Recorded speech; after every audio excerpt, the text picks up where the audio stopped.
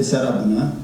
Mă bucur mult că înfruntăm pandemia împreună așa și organizăm totuși un eveniment cultural, chiar dacă trăim vremurile pe care le trăim. Cei care o să vină în față pot să vorbească fără mască, pentru că ne spun cei de la televiziune că n-ar vrea să înregistreze niște mormăieli și am vrea să fim siguri că și dumneavoastră înțelegeți foarte clar mesajul. E un eveniment special, din multe puncte de vedere. Eu, personal, și cred că toată lumea din sală e bucuroasă că un moineștean a ajuns tocmai în Franța, nu a uitat de unde a plecat și a depus și mărturie de acest lucru în cărțile pe care le-a scris. Și mie mi se pare un moment foarte emoționant faptul că această carte există. Foarte emoționant. Am fost printre primii pe care a citit-o într-o ediție digitală pe care Adina a trimis-o pe mail. Și nu o să vă stric surpriza lecturii, dar vă spun că de multe ori, recunoscând locuri, fapte, întâmplări și așa mai departe, momentul a fost foarte emoționant. Și simțind în pagini prezența părinților Adinei, pe care i-am respectat nespus, așa cum foarte mulți dintre moineșteni sunt sigur că i-au respectat și i-au iubit, lucrurile au fost cu adevărat emoționante. Cred că sunt câteva pasaje, eu cel puțin am recunoscut unul, care m-a marcat. Și o să vă spun, chiar în momentul de la aeroport, la plecarea în Franța, scrie Adina așa: 4 martie 1989. Mă aflu în avionul spre Paris, imposibilă destinație acum câteva zile, dar care în 3 ore se va adeveri. Voi vedea alte orizonturi, o altă țară, cu alte obiceiuri, vieți, oameni, imagini, care până acum nu mi-apăreau decât prin prisma imaginației mele debordante și alimentate de cărți. Cred că toată cartea asta stă sub această impresie de autor care e alimentat de imaginație și care a citit foarte mult. Eu unul am simțit lucrurile astea și sunt convins că la momentul la care să citiți și dumneavoastră cartea o să simțiți același lucru. Adina a venit și mi-a oferit foarte generoasă din emoția ei. Eu am preluat o parte din ea.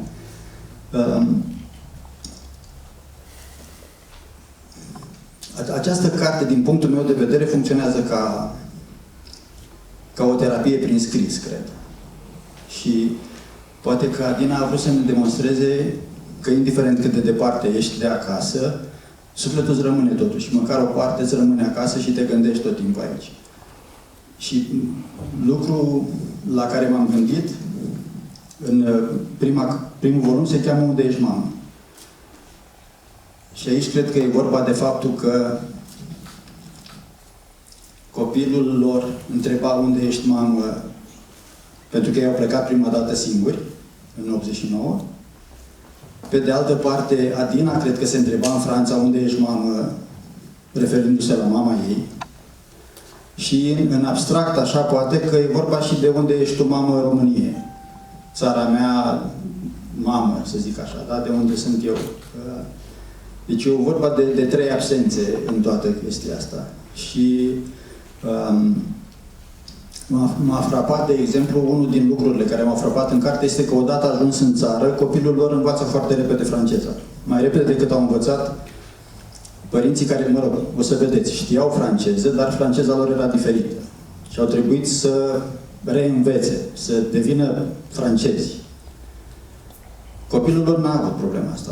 A învățat foarte repede, ba chiar îi corecta. Sunt multe lucruri surprinzătoare în carte, din punctul ăsta de vedere. Am invitat astăzi foarte multă lume la eveniment, câțiva dintre moineșteni, profesori în municipiul nostru, chiar o să prezinte cartea. Și o să vă spun că este aici alături de noi doamna profesor dr. Cristina Popescu, cetățean de onoare a municipiului Moinești.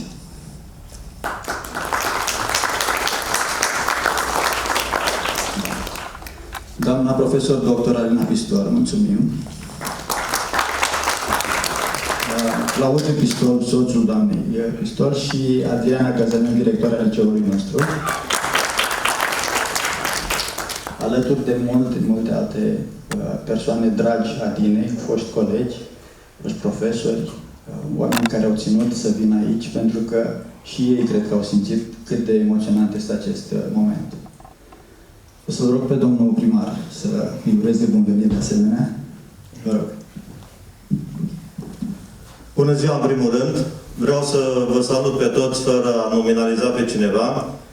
Mă bucur că astăzi debutăm cu acest eveniment, un eveniment inclus în zilele municipiului Moinești.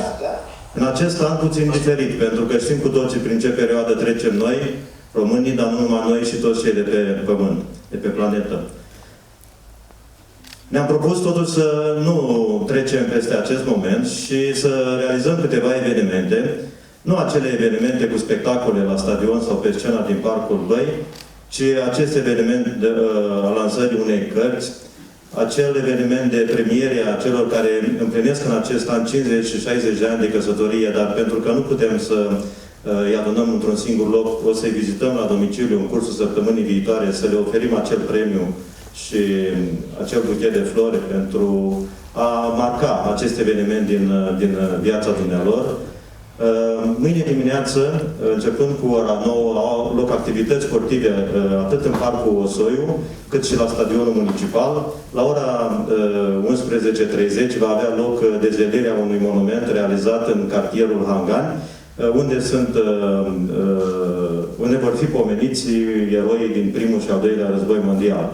Mâine la 1 va avea loc în sala de aici, alăturată din acest centru cultural, un vernisaj, pentru că se împlinesc 10 ani de când realizăm această tabără de vară la Moinești de pictură și sculptură. Și cam acestea sunt evenimentele, spuneam puțin atipic, pentru că trebuie să ne conformăm legislației în vigoare și să prevenim răspândirea acestui virus. Iată, ne bucurăm că acest eveniment se desfășoară în acest centru cultural european, zic eu, că avem în mijlocul nostru un scriitor european, doamna Adina Cristea Palada. Îi mulțumesc că a ales să vină astăzi la Moinești, să ne prezinte cartea pe care a scris-o. Acest eveniment ar fi trebuit să aibă loc, de fapt, în Parcul Osoiu, în aer liber, acolo unde ne și organizasem, dar dimineață vremea arăta specific lunii septembrie, atunci când de altfel s-a născut și George Bacovia, pe 18 septembrie, parcă. Deci, iată că dumneavoastră lansați o carte în aceeași lună când și Bacovia s-a născut. Spuneam de prezența dumneavoastră aici, ne onorează. Faptul că ați revenit acasă, cred că aici este la dumneavoastră acasă, nu în Franța, perioadă îndelungată ați stat acolo, ați ales să scriți o carte a ceea ce a însemnat șederea dumneavoastră aici, ce ați realizat pe meleaguri străine. Dar, cum spuneam, tot aici vă sunt cei dragi care, din păcate, nu mai sunt în viață, părinții, doamna Cristea, domnul doctor Cristea, pe care i-am cunoscut personal și au fost niște oameni deosebiți și reprezintă ceva pentru municipiul Moinești prin ceea ce au făcut. De altfel, vă pot spune și dumneavoastră că reprezentați pentru municipiul Moinești o personalitate. Astăzi, prieten al municipiului Moinești, dar, în curând, poate ceva mai mult decât prieten. Noi o să vă oferim și o diplomă, să aveți statutul de prieten al municipiului Moinești. Se acordă titlul de prieten al municipiului Moinești doamnei Adina Cristea Palada, pentru că a păstrat cu nostalgie și dor în suflet amintirea și imaginea orașului natal, pentru că mărturisește despre o experiență de viață care trebuie împărtășită tuturor, pentru că a înțeles că trebuie să se întoarcă. Municipiul Moinești este și va rămâne pentru totdeauna acasă. Cu recunoștință și gratitudine, primarul municipiului Moinești.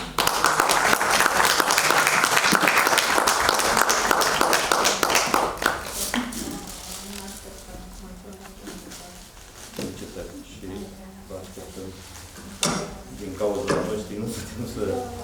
Dar vă felicit încă o dată și vă dau cuvântul pentru că dumneavoastră ne puteți exprima cel mai bine ceea ce ați ales să scriți în carte. Da? Da? Atunci, cine urmează?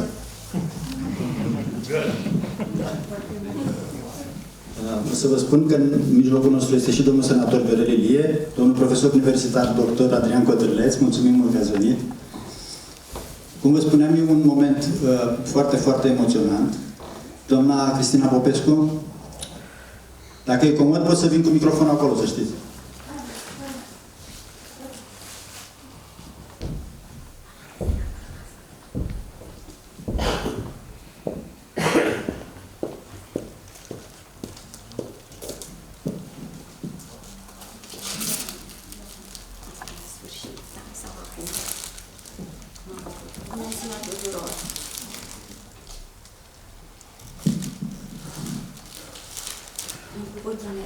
După atâta timp, împreună. Nu cred că am să vorbesc la microfon. Eu sunt obișnuită să vorbesc la clasă destul de tare și cred că mă aud.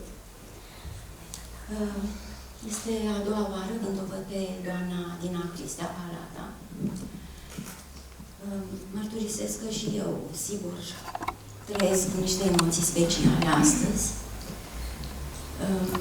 Am făcut cunoștință cu o scriitoare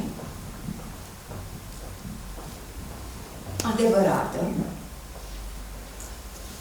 Nu am avut timp să parcurg decât grosomodo, cum spune latinul, și numai textul pe laptop, așa cum mi l-a trimis domnul Viorel Postea. Ceea ce pot să spun, o să spun din punctul meu de vedere, așa cum am perceput eu romanul și nici de cum cu vreo pretenție critică sau cu vreo altfel de pretenție.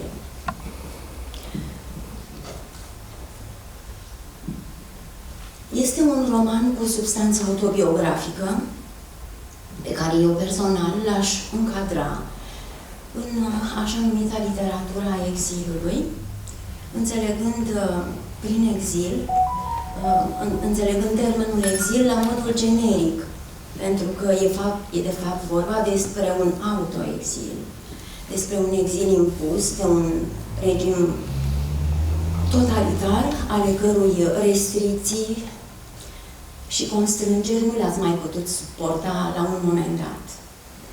Și atunci ați ales calea privilegiei. Deci, din acest punct de vedere, consider că este un roman al exilului. În același timp, cred că este un roman documentar. Pentru că personajele, locurile, faptele sunt reale. Mai mult decât atât, mărturiile despre străvechiul târg moldavo-evreiesc, cum l-ați numit dumneavoastră la un moment dat, sunt de o certă valoare. Și, din acest punct de vedere, consider că este un roman documentar. În al treilea rând, evident, este un roman psihologic. Pentru că e vorba aici de condiția fundamentală a oricărui exilat. Aceea care decurge din raportarea fizică a exilatului la cele două spații care îi absorb existența. Spațiul dezrădăcinării al patriei natale, la care se raportează permanent, și noul spațiu care aparține unei lumi necunoscute și în care trebuie să se integreze.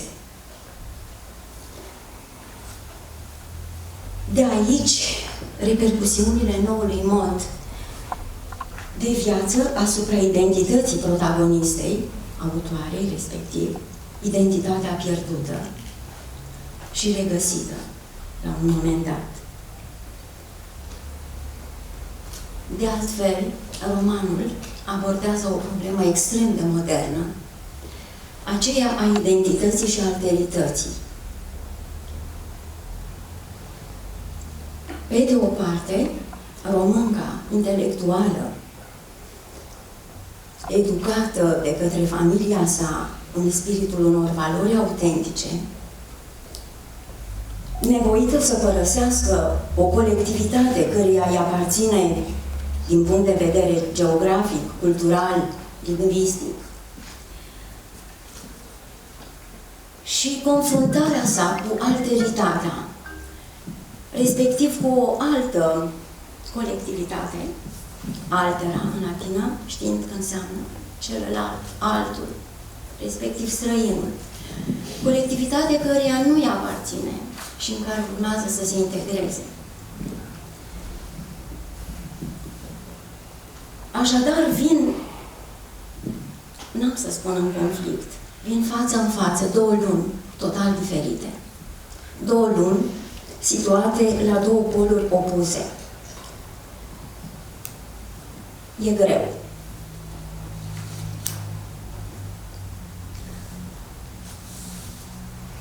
Scriitoarea trăiește intens coșmarul refugiatului. Este marcată de trecutul său, este marcată de existența sa anterioară. Trăirile sale sunt dominate de o angoasă permanentă, de tristețe, de durere, de dor. De fapt, cuvântul cheie este dor. Asta am resimțit și asta, și din cauza asta am plâns. Și chiar și acum îmi vine să plâng.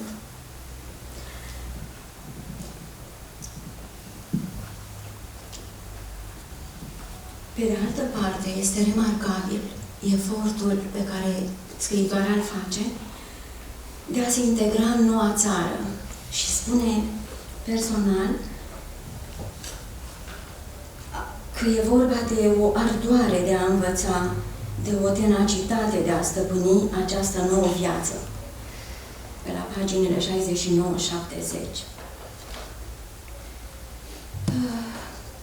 Paginile scriturii sunt pline de realism, amestecat cu duioșie și relevă resurse expresive deosebite, care îmbină dezvolt cele două planuri ale narațiunii.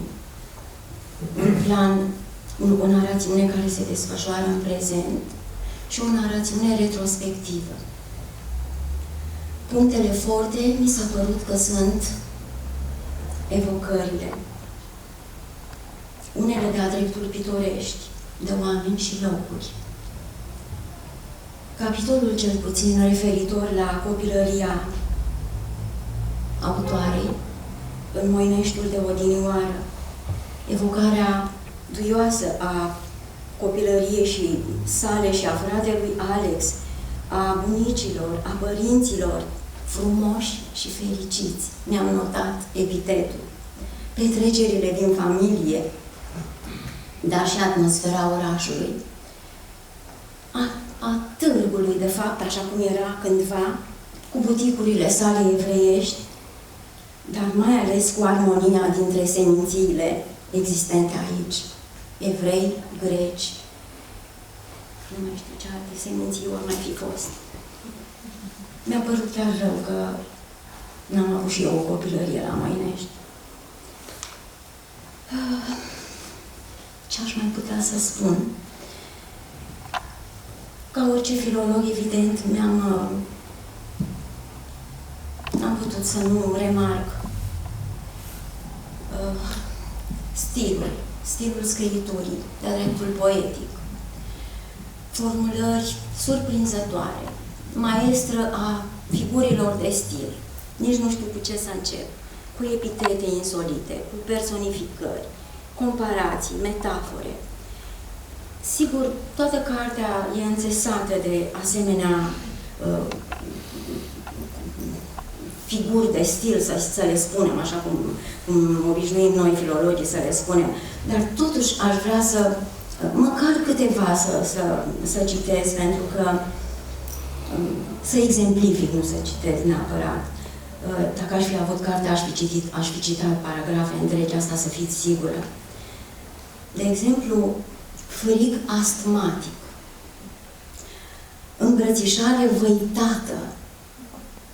N-am auzit niciodată de îmbrățișare văitată. Altercații zgâlțâite vorbea de ciondănelile dintre cei doi frați, ce și le administrau regulat și reciproc. Aici chiar m-am amuzat. Un tsunami de neajunsuri. Sau, de exemplu, personificări de tipul focul se joacă printre buștenii sacrificați.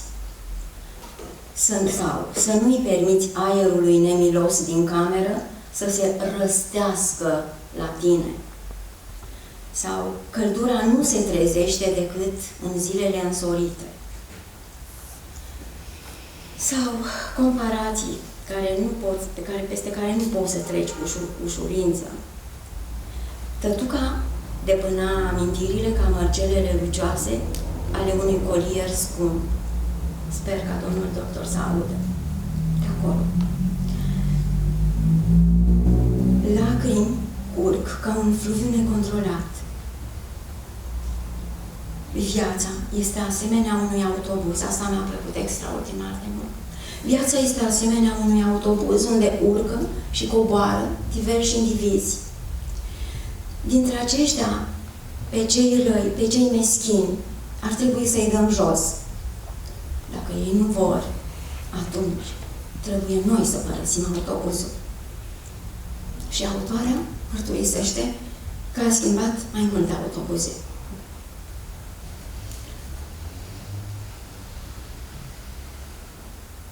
Am reținut și câteva reflexii personale. Binele cel mai mare pe care răii ni-l pot face este să rămână răi. Sau suferința și necazurile înconjurătoare, dacă nu sunt contracarate cu veselie, te pot repede doborî fără întoarcere. Sigur că ar mai fi fost multe de spus și poate că aș mai fi spus în cazul în care mi s-ar fi dat voie și în cazul în care aș fi avut romanul. Dincolo însă de orice comentariu, rămâne evenimentul de astăzi, un eveniment total, pentru care îi mulțumim, pentru care o felicităm și mai ales, eu personal, vă mulțumesc pentru lecția de tenacitate, de nerenunțare și de afecțiune. Mulțumesc!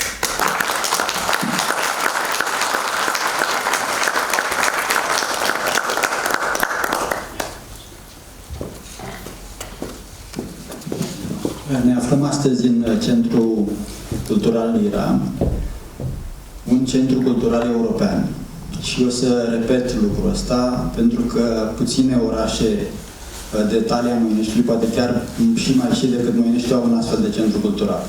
Și a fost una din observațiile pe care Dina l-a făcut. Acest loc arată minunat. Ei bine, acest loc nu ar fi fost, existența acestui loc nu ar fi fost posibilă dacă nu ar fi existat tenacitatea de a se implica în acest proiect al domnului senator Verelilie. Vă rog.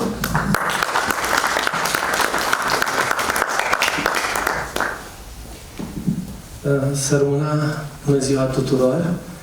Mă bucur că am reușit să ajung astăzi la acest eveniment. Vin de la București, am plecat de dimineață pentru un alt lucru care m-a provocat și mă provoacă în continuare. E vorba de hotel. Și am să vă spun doar atât, că lucrez la acest proiect, astfel încât vorbele să devină fapte. Doamna doctor, sau cel puțin prin prisma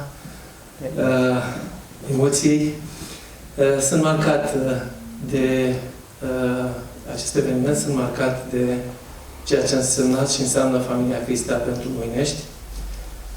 Nu le-am cunoscut până astăzi, dar v-am cunoscut prin prisma verișoarei mele, cu care sunteți foarte bună prietenă și știu această relație.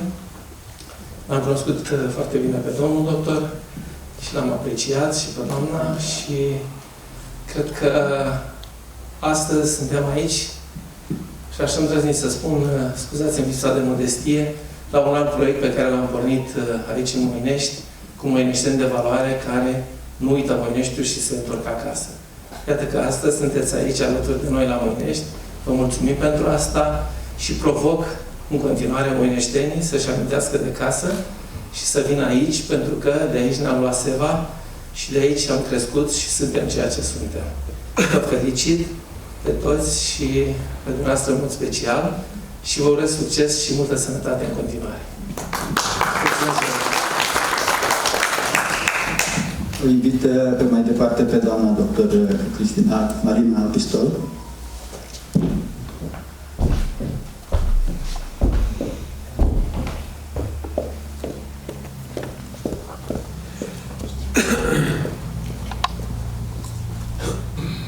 Bună ziua!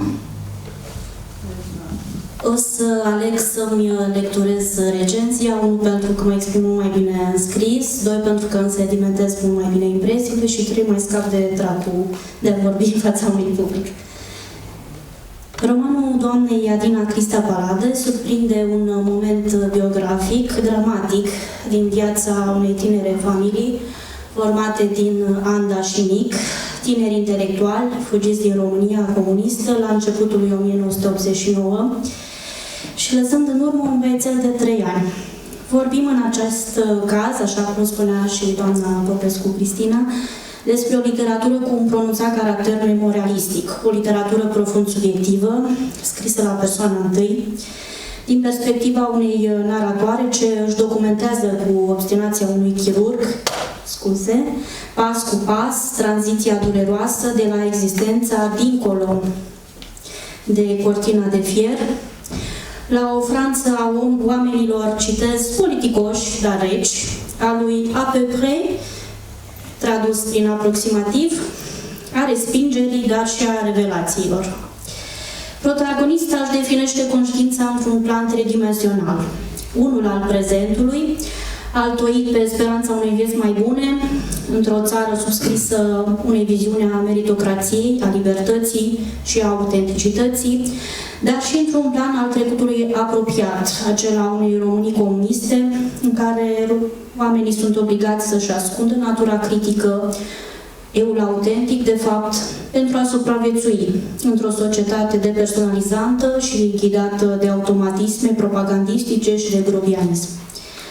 Menționez aici incredibilul fior kafkian ce străbate acele scene ale, între ghilimele, întâlnirilor amicale dintre Anda și Securitate, soldate chiar și cu acte de violență ori de încălcare flagrantă a intimității. Un al treilea plan despre care aș vorbi este unul compensatoriu, idilic, în care Anda se transpune ori de câte ori realitatea devine dureroasă, nedreaptă, ori greu de asimilat. Cel al unei copilării petrecute într-un târg moldovenesc de munte. Este o lume în care adulta de astăzi își regăsește liniștea și sentimentul protecției prin jocurile cu Rita, Perjoana cu fratele Alex, poveștile blândului tatăl, medic radiolog, delicatețea elegantei mame și învățăturile apricei bunici, pe care copilul o numește chiar mamaia Fulger, în jurul căreia gravitează de altfel o varietate de personaje colportori, aducând istoriile incredibile ale târgului. Ficționalizarea amintirii copilăriei se face atât prin prisma timpului, a decantărilor în registrul maturității, a educației pe care familia și-a dorit să o insufle, cât și prin contrastul brutal cu un prezent care provoacă mutații dureroase, obligând la decizii și la lupte incredibile cu sine și cu ceilalți. Cartea de față se definește și ca un roman, aș spune, între ghilimele, mărturisitor, pe mai multe planuri.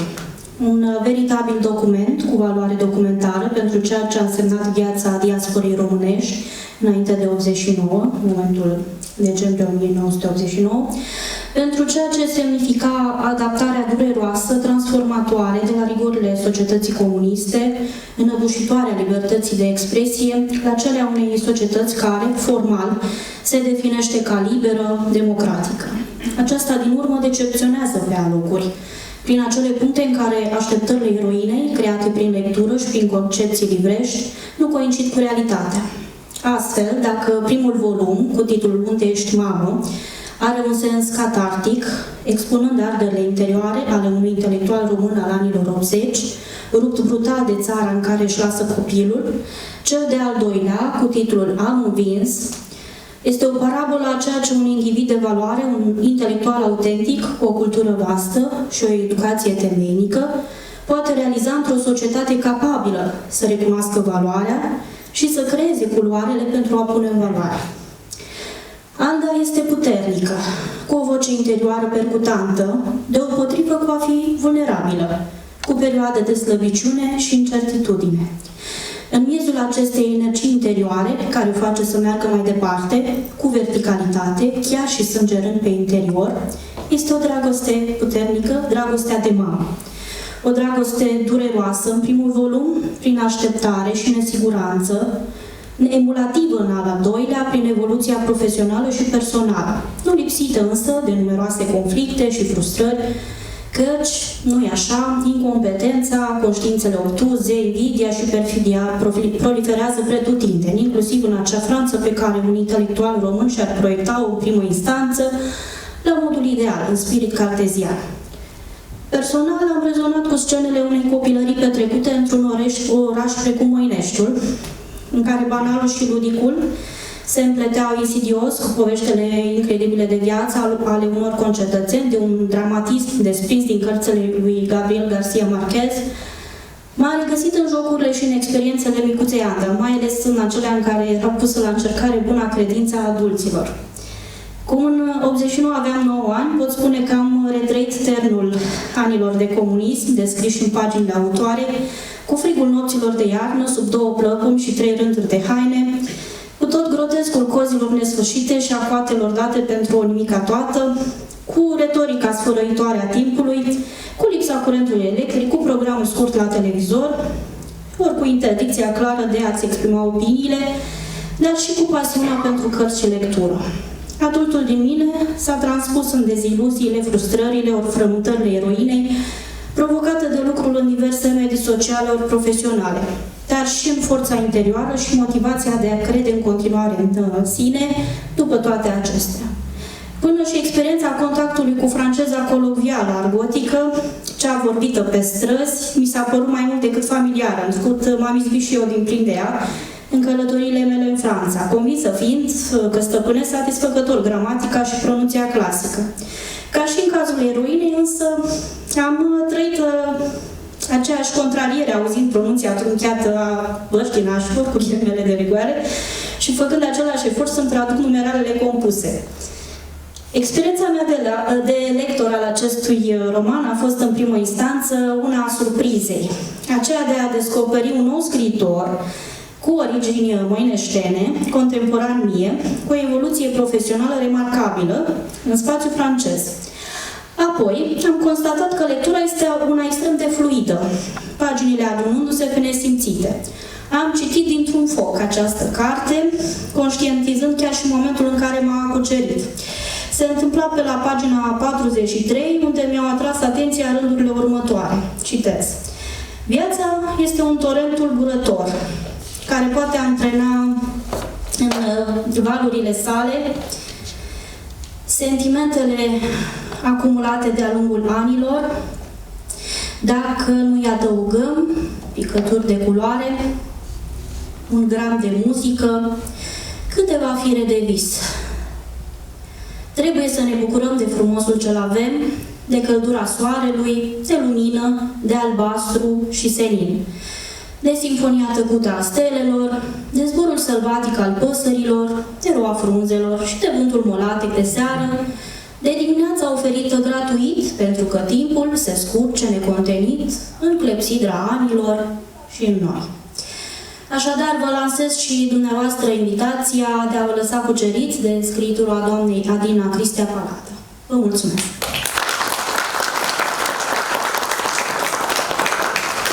Mulțumim, doamna Pistor.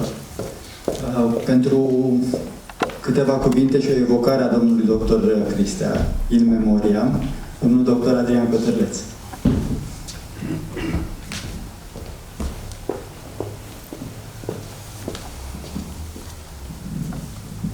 Bună seara! Îmi face o deosebită plăcere că sunt prezent împreună cu soția la această manifestare din mai multe puncte de vedere. În primul rând, mă cunosc cu, și îmi permit să spun așa, cu Adina și Bogdan, de peste 30 de ani. Dar, în primul rând, l-am cunoscut pe distinsul doctor Cristea Am avut privilegiul să lucrez 2-3 ani în aceeași încăpere, unde cei din Moinești știu foarte bine, unde actualmente se găsește casa mortoară a Bisericii Sfântul Nicolae. Un om deosebit, de o meticulozitate dusă la paroxism. Bineînțeles că era un pic de antagonism între noi, deci era spre finalul carierei, noi tineri dornici de afirmare, nu știu dacă am reușit să ne afirmăm, dar întotdeauna am avut multe lucruri de învățat de la dânsul. L-am prețuit și îl prețuiesc în continuare foarte mult. În același timp, numai cuvinte deosebite despre prietenii noștri Adina și Bogdan. I-am cunoscut de tineri ca proaspeți absolvenți și după aceea în diferite ipostaze și am avut privilegiul față de alții să-i cunosc și în Franța. De ce lucrul acesta? Stăteau foarte relativ aproape de Palais de Congrès, unde noi de fiecare dată, în fiecare an, în toamnă ne duceam și cu lucrarea la Congresul Francez de Chirurgie și petreceam seri deosebite cu ei. De apreciat un lucru, niciodată nu am auzit-o pe Adina sau o Bogdan vorbind în alți termeni decât frumoși despre locurile natale și despre România. Încă o dată, îmi mulțumesc pentru prilejul care mi-a fost acordat. Vă doresc multă sănătate și o seară frumoasă.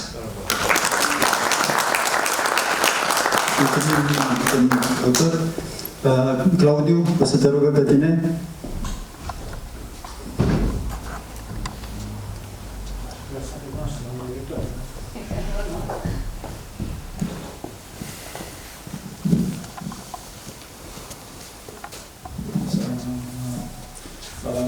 Bună seara, dragi invitați! Aș spune și eu două vorbe despre acest roman foarte interesant, dar voi fi bref încât să nu stric problema manifestării culturale. Am constatat cu mare plăcere, cu surprindere, că suntem, sau o invitație, vom fi în fața unui roman total. Ce înseamnă literar un roman total? Un roman total surprinde mai toate aspectele literare posibile. Adică este un roman, în primul rând, cu caracter politic, aș spune, apoi un roman de dragoste, mai ales de dragoste maternă, parentală, un roman social, un roman de analiză psihologică și, în ultimul rând, un roman al experienței.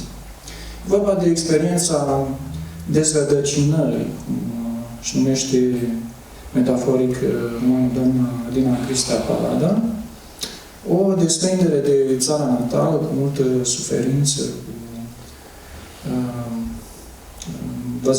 văzută această suferință chiar ca o tragedie în prima parte. Mi-amintește acest roman mai mult de literatura memorialistică, să vă spun sincer, recunoștea și doamna Cristina Popescu din prima instanță. Văd în acest text inserții de tip intertextual din jurnale, din literatura diaristică a unor Ion Desideriu Sârbu sau Nicolae Steinhardt. În plus, parcă regăsesc aici colo și accente din literatura unui revoltat ajuns tot în Franța și devenit celebre în Franța, care este Paul Gaumont, sau Gaumont, cum numesc francezii, Paul Gaumont. De asemenea, interesant în acest roman este opoziția dintre cele două societăți. E vorba de, evident, de societatea românească, marcată de dictator, crud, de totalitarism, versus o societate franceză deschisă, în sensul democratic, occidental. Doamna Adina Cristea Palada insistă pe distanța, pe răceala francezilor, dar cred că, spunând așa din experiența proprie, ar trebui o nuanțare aici. Francezii sunt mult adânciți în cultura lor și în statutul lor civic încât să poată fi numiți reci. Ei sunt doar precauți, sensibili și precauți. Protagonista romanului este un personaj fascinant. Se numește Anda, care este parte dintr-o experiență de viață ce poate exagerez, face din acest roman un soi de Bildungsroman, adică un roman al maturizării. Apoi, această Anda a devenit pătimașă cercetătoare în domeniul chimiei, sper biochimiei, sper că am recunoscut, intelectual, urmând un doctorat. Această Anda este și protagonista unui, ceea ce numim noi literar, unui Bauernroman, adică unui roman social, cu categorii diverse, cu elite sau cu personaje mai puțin elogiabile. Da, este un roman total. Veți vedea, sper să aveți curiozitatea să citiți acest roman, vă recomand cu toată plăcerea. Este un roman total, este un roman lejer de parcurs, dar totuși care lansează întrebări, interogații de ordine existențial, unde ne îndreptăm, ce se va întâmpla cu România de după 90, cât timp va lua acestei țări să se schimbe în bine. Mesajele din finalul cărții sunt de-a dreptul uluitoare, în sensul că poate mi-amintesc și de mesajele lui Eugen Simion, academicianul Eugen Simion, din jurnalul Parizian. Vă spune că Eugen Simion a stat o perioadă la studii în Franța și în acest jurnal, timpul mărturisirii, timpul scripturii, recunoștea că există o discrepanță, o prăpastie, un avis greu de acoperit între cele două societăți. Deci, ca să fie așa o concluzie, i-aș ura succes mai departe doamnei Adina Cristea Palada.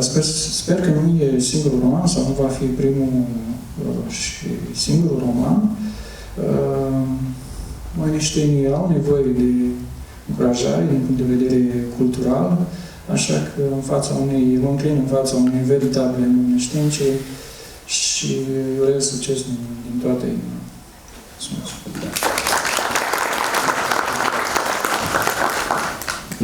Avem o surpriză pregătită pentru dumneavoastră. Domnul doctor Valinițu ține să ne spună câteva cuvinte speciale. Am să schimb un pic registrul discuțiilor. N-am putut să mă abțin. Suntem colegi de clasă, ne întâlnim de fiecare dată când vine, facem câte o mini-întâlnire pentru Adina. Aflând că vii pe acasă, din Paris, oraș lumină, Adina, un sfert de clasă, a venit să te susțină. Mircea de la Sfântul Gheorghe și Mioara din Rarău, Vali, Cornel, Mariana și Florin de la Bacău. Recunosc că aici, prieteni, un volum l-am devorat. A venit și continuarea, momentul mult așteptat. Ridică-te, înaintează, cred că nu ți-a fost ușor. Unde ești tu, are mama? Domnul ți-a fost de ajutor. Chiar dacă ne ești departe, ne gândim la tine ades. Vom lua toți câte o carte și îți urăm să ai succes. Iar de seară, împreună, poate punem de o întâlnire de liceu, știind că-ți place și ne umplem de iubire. De vom merge la terasă, îți promit solemn, aici nu te lasă să pleci acasă fără să consumi 5 mici. Strofa-i gata, închid gura. Of, toamnă nu e departe. Dacă ți-a plăcut poetul, dă-i autograf pe carte. Mai trebuie să fac un serviciu unui prieten. Prietenul nostru și al Adinei, doctorul Lucian Piticar de la Câmpul Moldovenesc, este și el autorul unui volum de versuri care se intitulează Târguind Năluci. Ultima poezie este dedicată Adinei. Autorul roagă cu blândețe soțul Adinei să părăsească un pic sala pentru ca să nu avem probleme la sfârșitul întâlnirii. Tombă la nejă. pare odor cu fulgi de zăpadă în tempo de inimi fragile, acum când cerul pe noi stă să cadă, iubito, ți-aduce aminte de mine? Alunic spre tine pe gheața subțire, cu suflet de ger din bezna uitată, în teama de ce voi găsi lângă tine. Iubito, mă vrei la fel ca altădată? Ninsoarea din preajmă sufocă destine, ascunde regrete, împarte năluci, că în noaptea rațiunii demonii grevine, iubito, de acum, tu unde te duci? Mulțumim mult, Lali. E un cu totul și cu totul alt registru. Și cred că Adina și-a adus aminte de zilele petrecute în liceu alături de colegi. O să rog la aproape de finalul întâlnirii noastre, o să rog pe doamna Adriana Căzănel să vină să ne spună câteva cuvinte.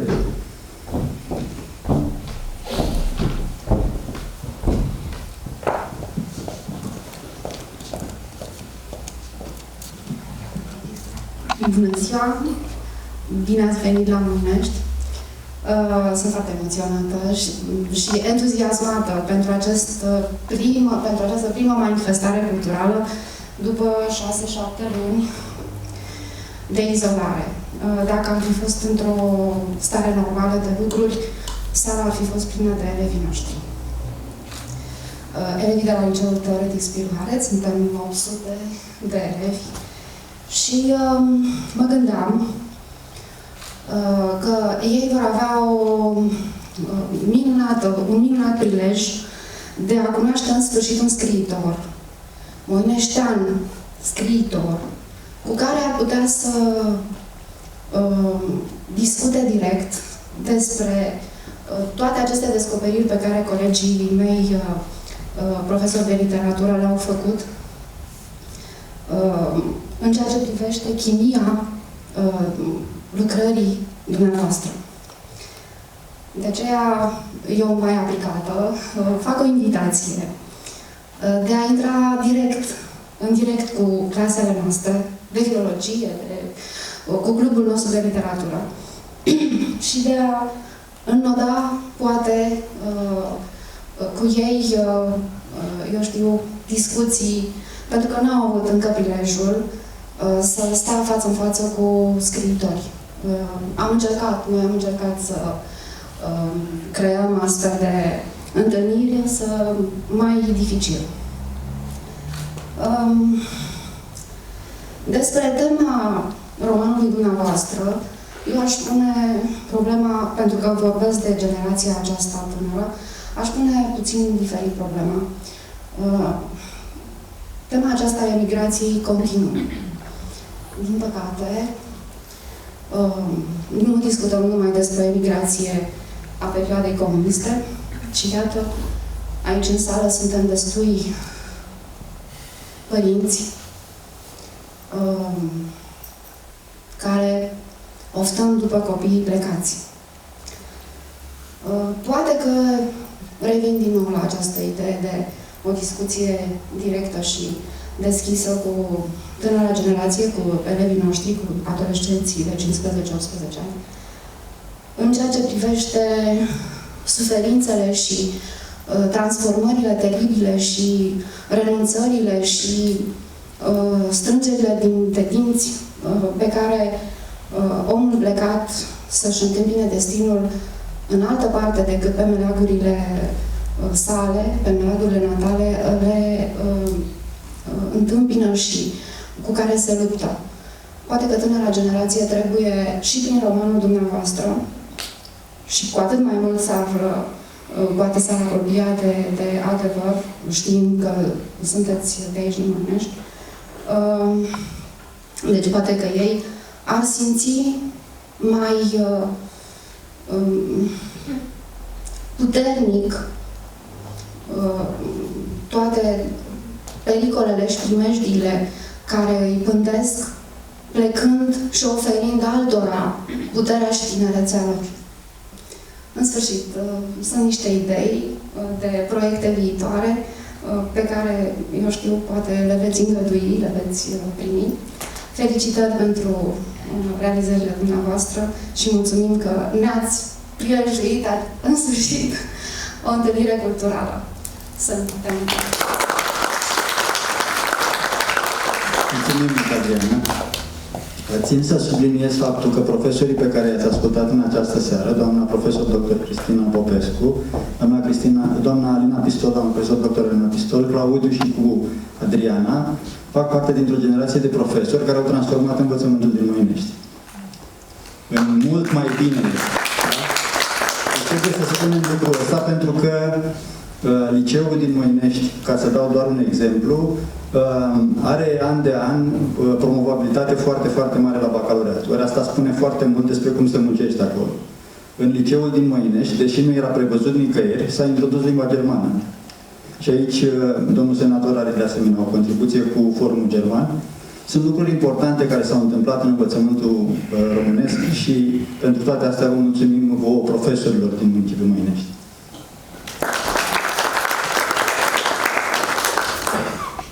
Adina, o să te rugăm să ne spui la urmă câteva cuvinte, că sunt importante și ai vrut să fie lucrurile așa.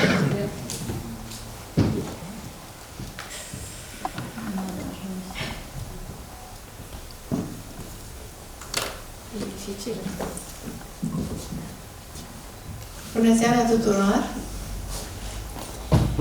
Mai întâi, permiteți-mi să-mi adresez mulțumirile calde tuturor participanților la acest eveniment, doamnelor profesoare Cristina Popescu, Adriana Căzănel, Alina Pistol, domnului profesor Claudiu Pistol, domnului doctor Cotălneț, domnului primar, domnului senator. Niște cuvinte minunate, parcă îmi spuneam, nu sunt pentru mine, de ce? Eu sunt ceva mic. Este mult. Prea frumos ce ați spus. Vă mulțumesc din suflet.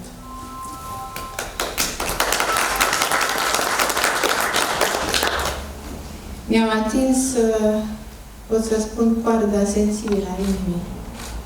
Și mi-au dat chiar și lacrimi. Încă o dată mulțumesc.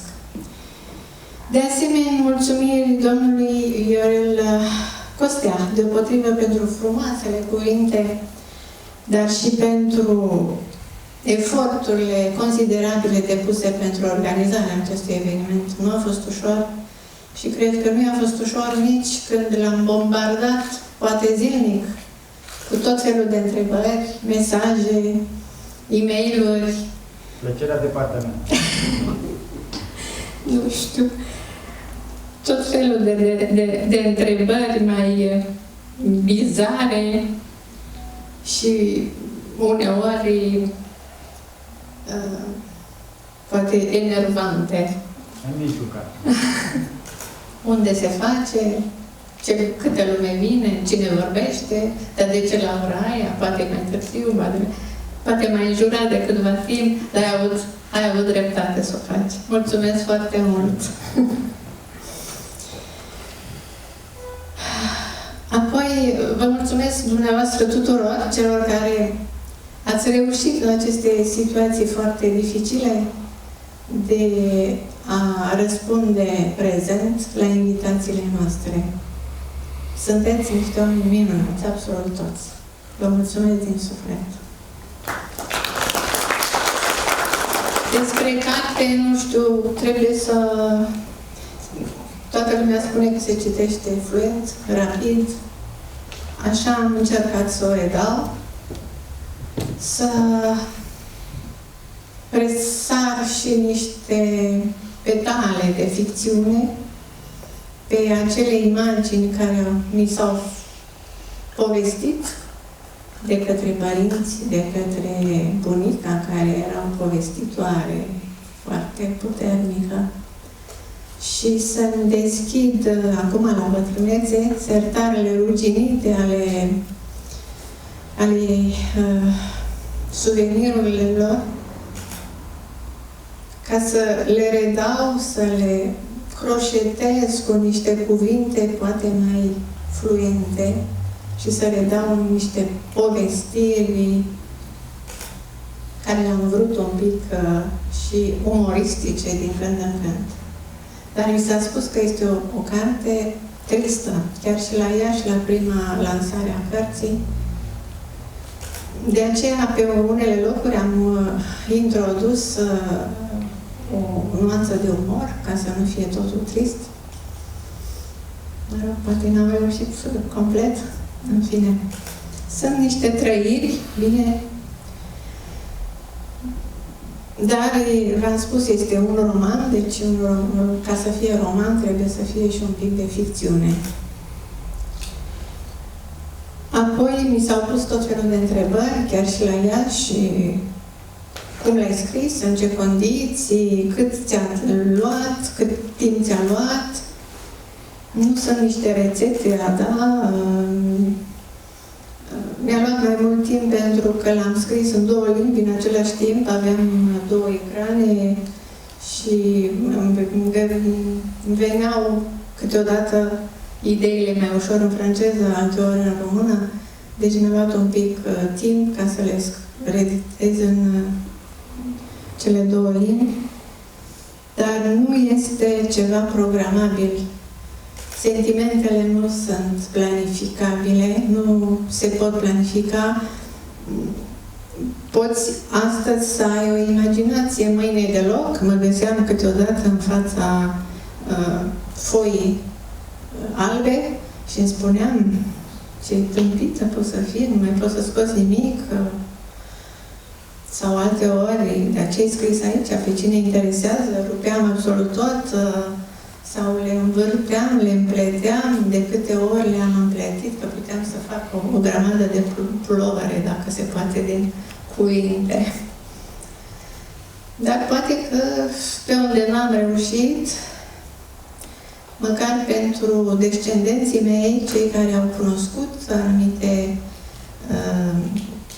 personaje din carte, și asta am observat-o acum 2 zile, am primit un telefon de la nepoata mea de la Iași, care nu mai prividea, plângea la telefon și îmi spunea: mi-ai readus bunicii și pe mamaia exact așa cum i-am cunoscut eu. A fost ceva extraordinar. Și dacă aveți întrebări, cei care mi-au citit aceste cărțulii pot să-mi pună întrebări deja, sau ceilalți, cu mare drag. Mi-e mult mai ușor să scriu, cineva a spus la fel, decât să vorbesc. Nu sunt nici actor, nici orator, ca să am această abilitate de a vorbi în fața publicului. De fapt, sunt anumite pasaje în carte unde se vorbește despre emotivitatea, când am fost pusă în fața unei săli de 300 de persoane și moream de frică. Și am fost salvată la un congres internațional, eram în Statele Unite, și am fost salvată de un japonez care era în fața mea și care cu un creion laser trebuia să afișăm expunerea. Și am văzut, tremurându-i mâna, că laserul se plimba pe toți pereții și numai pe ecran nu. Și atunci am zis, nu pune mâna pe laser, că hai să faci și tu la fel. Da, sunt emotivă pentru că cunosc acest oraș, bineînțeles, unde m-am născut. Sunt emotivă pentru că și pe această scenă am fost un fel de, să zic, între paranteze, între ghilimele, artist, la un moment dat, acum 1001 de ani, când jucam într-un fel de spectacol de sunet și lumină. Nu știu dacă este aici în sală Viorel Cojan. Este. Da. Care cunoaște foarte bine când făceam parte din Cenaclul Artelor Țara. Deci este o emoție totuși și de acest nu știu ce să vă mai spun. Aștept întrebări, aștept comentarii, poate v-a plăcut cartea, poate nu v-a plăcut, nu pot să mulțumesc pe toată lumea, asta e normal. Dacă mai vrea să intervină cineva, vă rog, poți să am microfonul imediat. Nu? Nimeni? Încă o dată mulțumiri tuturor. Ce proiecte mai aveți? Mai am proiecte, deja le-am început, dar asta nu se spun. Temele nu se spun.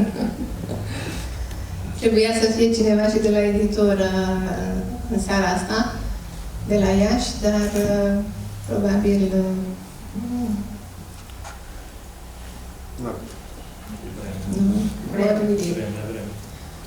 ori pandemia, ori altceva a făcut ca să nu.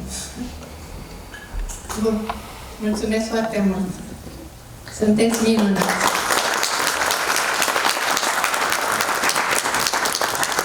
Mulțumesc pentru această lucră, nu mă așteptam. Mulțumesc mult! Cred că toată plăcerea a fost de partea noastră, cu siguranță. Și o să vă spun în concluzie, Adina a spus că și-a pigmentat romanul cu mici glume. Și o să vă spun una acum, își întreba soțul dacă știe care e diferența dintre capitalism, așa cum era în Franța, și socialism, așa cum era în România. În capitalism se exploatează omul de către om, pe când în socialism este invers.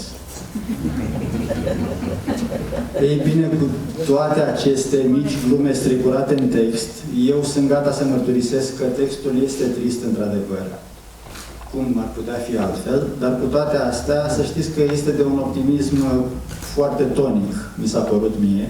Și uite că lucrurile au sfârșit pozitiv aici la Mâinești, cu cartea în mână, cu cartea pe masă, gata de a fi oferită cititorilor viitori. Așa că o să lăsăm pe Adina să vă ofere autografe celor care vor. Și cărțile sunt oferite de ea pentru toți cei care vor să aibă un exemplar. Dacă cumva aceste exemplare nu ajung la persoanele care sunt, vă pot spune, la sfârșitul cărții există o adresă de comenzi, cartea prin poștă, cu telefon și e-mail. Le puteți lua. Iar la librării apar, mi s-a spus de la editură, la toate librăriile mari din țară, cartea românească, Elefant Maro, mi se pare, Humanitas, Cărturești.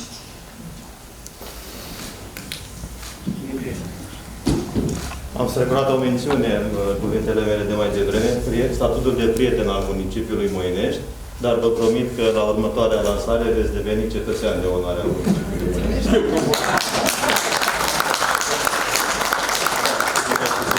Veniți tot la Moinești să lansați cartea și atunci o să oferim și acest titlu. Alături de fratele, da. Da, de asemenea. Sunt onorată. Sunt onorată. Mulțumesc. Autograf. Unde?